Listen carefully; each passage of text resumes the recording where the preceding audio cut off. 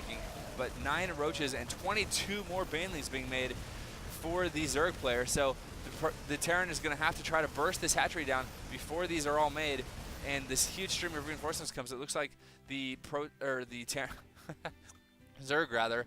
I thought he might counter, but it looks like he will not. And the Terran able to snipe that hatchery, and now he is going to pull back and hopefully get the siege tank sieged up. He does not want to engage this very scary, largely roach and baneling army now for the Zerg. He does not want to engage that with the siege tanks not sieged. The siege tanks are the counter to the banelings. And look at this, a late siege again. He does have these 2 in the back siege, but these are going to run straight past these Marines running for their lives, and it looks like he's going to try to split, and oh man, losing his entire army again. He was able to take out the hatchery. It looks like the Zerg is expanding in the top center of the map now as well. And these Terran units are trying as hard as they can to go home. Looks like he's going to lose 1 siege tank, and he's smartly picks up the other siege tanks. But look at this, all this pressure being made, does not have anything in the bunker, and so the Zerg is just going to walk into the main, and the siege tank's trying to do stuff, but as soon as he tries to siege, he is sniped, and lots of Zerglings and roaches in the main, or in the natural rather, for the Terran. So the Terran, I'm not sure what he's going to do at this point. He has lost virtually everything. He's making as many units as he can, but it's broken arrow at this point. He's screaming into his mic, help, help, help, I need help. And now the Zerg is going to pull back, and he's not going to take out these destructible rocks. Interesting, but he is expanding. He has re-expanded up here to the top, so although it's not a gold, it is still an expansion up on the Terran, which is where the Zerg wants to be. The Terran actually did a good job keeping the Zerg back, but it looks like if we look at the supply differences, it is 98 for the Zerg and 110. Wait, really? 109 for the Zerg and 116. Wow. So the Terran is actually ahead in supply. I am not at all sure how that happened. Just macroing his little heart out, and he does have a lot of Marines coming with medevacs. Those medevacs will be very good at healing his Marines, and also if banelings come, he can pick up some of his Marines and avoid losing all these Marines to literally 2 banelings, or 1 if it's buried, but like 2 banelings, which is just ugh. Okay, now if you look at Reverent, he does have a good he is doing a good job of making sure that he can see when Terran wants to take this third, and Terran is going to be 2-basing hard for now, it looks like. And let's see, we have Muta is going to come over here and do a little poke at the back of the lines. This is something he has to be careful of. These siege tanks are left all alone again, and it looks like he is going to lose another one. Marines are stimming, and he is going to run away, forcing the stim. Although the medevacs do have quite a bit of energy, so it's going to be okay. And now these Mutas are going to do what they can to just pick off reinforcements and be annoying on the side. Meanwhile, it looks like Terran may be thinking about moving up. No, he is not. He is going to... What is he doing? Yes, he's going to be moving up very slowly. I think he should be leapfrogging these tanks, not moving them all at once. This is very dangerous. He needs to siege these right now. If the Zerg moves right now with these are not sieged, it's going to be terrible. Okay, they are sieged. That is very good. And here it comes. This is better for the Terran, but oh, look at this, a pincher from the back with these Zerglings, and just an amazingly awesome tactical move by the Zerg. Looks like he's going to take out this entire Terran army again. Well, maybe not. No. The medevacs saved the day here, and these Marines are now pushing up. They do have +2 attack, which is coming in very helpful, and it looks like he is going to try to take out this expansion again. The Zerg is going to do everything he can to stop it coming in and going to pinch him against the hatchery, and all of these are ground-based units for the Zerg, so the Terran is able to just pick up those Marines and avoid losing them, well, except for this terrible guy who was doing his best to reinforce and just got picked off. Now it looks like the Zerg is going to come over and pick off these rocks, and now he's going to have 2 attack paths. He can either attack up here, or he can just poke back here in the front. And the problem for the defender with this is you have to run around here and down the ramp and back up and down and back around. And so the Zerg is able to do things like poke at all these SCVs with a couple of Zerglings, and that's going to be quite annoying to deal with, because now you have to build bunkers or wall off here, or what you can do, actually I've seen some people do, is use the barracks right here and wall off this and make this their front and stream all their units through here. Sorry, looking back here at the front, we have, it looks like another failed Terran attack. Well, no, he did kill the hatchery, so that's good. But at what cost, really? He is going to lose everything again. Look at this. He's losing Marines. He's losing all of his siege tanks, which are the important units. Oh, all the Marines go down, and now it is just Mutas versus medevacs, and that is a sad day for medevacs as the final tank does go down. So medevac's going to be running back home, and these Marines are going to be still rallied here, but really, okay, let's look at supplies now. 69 supply for the Terran and 72. So supply is still fairly similar. It looks like the Zerg is going to be expanding back down here to the bottom gold, and we're going to have to see. That's going to be a burden on the Terran to go ahead and take that out before the Zerg can get ahead. He does respawn and see that indeed this is still not being remade. He does see little eggs, and he may assume that he's going to be trying to remake that. But no, looks like a drone transfer a little bit early there, and they're going to be long-distance mining for the time being.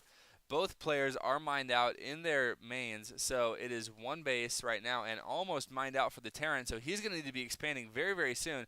Looks like he is going to be attacking these destructible rocks with it. No, he's just going to be long-distance mining. Not sure how efficient that is, really, but he just is having such a hard time establishing dominance on the map, and here he goes again. These Banelings coming in, tanks doing a good job of cleaning up the Banelings. That's what you want to have happen. The tanks kill the Banelings, and then the Marines are free to deal with everything else. He's going to need a really, let's see, is he floating his command center over? Maybe. There we go. So the command center in the main is floating over to the gold, and he's going. I'm surprised he hasn't killed these destructible rocks, but he's doing he's focusing so heavily on just controlling this main area, and he does have to worry as well about controlling this ramp, which you usually don't have to worry about until it's destroyed, but it was destroyed, so he has to worry about that. He is going to be pushing, it looks like, and oh, Muta's, a couple of them dying for really no gain there. And they're going to be poking again and seeing if they can do anything. But the Terran's going to be pushing back down here to the gold and trying to take out this gold yet again, at the same time expanding to his own gold. This is kind of a ghetto expansion, but it's better than having his SCVs run all the way over here. Okay, it looks like the Zerg is doing his level best to hold this, and the Terran is going to be very slowly, now he's leapfrogging, he's going to be very slowly pushing these siege tanks up. And I'm going to see if he's continuing to macro and good macro going on. And he is going to continue to reinforce with Marines. He does have Marines and siege tanks continue to be built. And for the Zerg, only Muta is being made right now. A handful of 6 Mutas being made. It looks like he does have quite a few Banelings. And Muta is poking away, really keeping these Marines from pushing forward. Because as soon as the Marines leave, he's coming in and poking at these siege tanks who are defenseless against the Mutalisks. Oh man, this is a pretty intense game. Okay, landing a barracks there. But here is where all the action is, and these Banelings are going to come up. I'm going to see if siege tanks can do the damage that they need to, and it looks like they will, but he will lose 1. It looks like 2 siege tanks, and I think that the Terran definitely came out ahead of that, and he's going to be sieging now, or stemming now, and before the Zerg can reinforce, he's going to kill quite a few drones and try to take this out. It is 83 supply for the Zerg and 99 for the Terran, so the Terran is doing a good job of staying in it.